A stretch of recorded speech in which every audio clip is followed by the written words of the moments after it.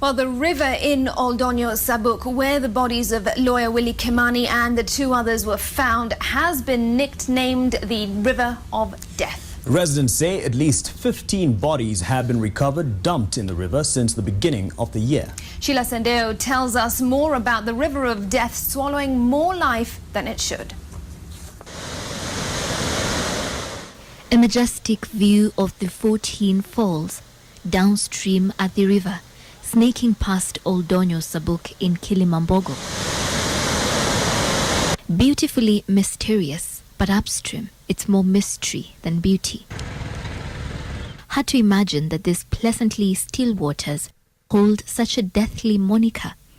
This compounded by a gruesome finding of 3 bodies here last week of human rights lawyer Willie Kimani, his client Josephat Mwenda, and a taxi driver, bringing to an end a week-long search for the human rights advocate abducted with his client on his way from the hearing of a controversial case involving administration policemen. The bodies were pulled out of this river, badly decomposed and bearing torture wounds. This were just the latest victims of foul play. Here, there are usually none of those glorious views downstream. Mili ilionekana ikiteremshwa hapa na maji. Manake watu walikuwa nadhani tena ni vitu tu imetupwa hapo. Karibia kuangalia, wanaona ni miili ya watu. Sasa ndio ikachunguzwa, kisha julikana ni miili.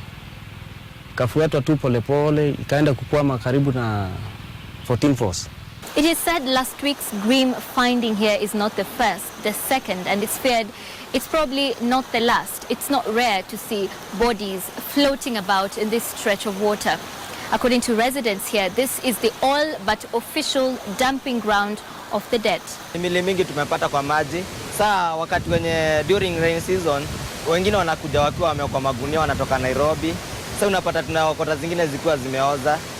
Wengine wanateremshwa tu na maji, wanaishia kwa maji. Wengine wanapata tu wakiwa fresh, wenye tu tumeangukia tumewaona. As many as 15 bodies have been discovered in these waters since the beginning of the year, according to the locals. Is a story told by the divers who've had to brave the beds of rock inside the water, reaching in for the bodies that occasionally float by. Napata wengine hata huwezi tambulika ni wa wapi, unaona? So miili wanga inatupwa sana kwa hii the river. Yeah, unapata zingine yani hata wanapotea kabisa. Watu wanatafuta watu wao wanapotea kabisa. A few meters downstream where one body was discovered last week, thorny branches tug at your clothes as if holding you back. It's a patch rarely frequented by visitors and infrequently patrolled by police. This is thought of as remote, as far away from civilization, but nothing is really out of reach in such a populated area. Bodies have been discovered not so far from this well-traveled path. The dead are close, but not that close. Raphael Chalo, who was born and raised in the small nearby town of Oldonyo Sabuk and has swum the river's waters for most of his 29 years here, tells us so. Kabla siwe jianzie kutupwa hapa, watu walikuwa wanakunywa haya maji. Yalikuwa masafi sana. Lakini saa hizi hata samaki kukula wa hii mto unaogopa. So labda huyo samaki amekula mtu, utapenda kukula samaki, unasikia anakula mtu. The residents here say it's likely that the people are killed elsewhere and dumped here. Sheila Sendeyo, NTV.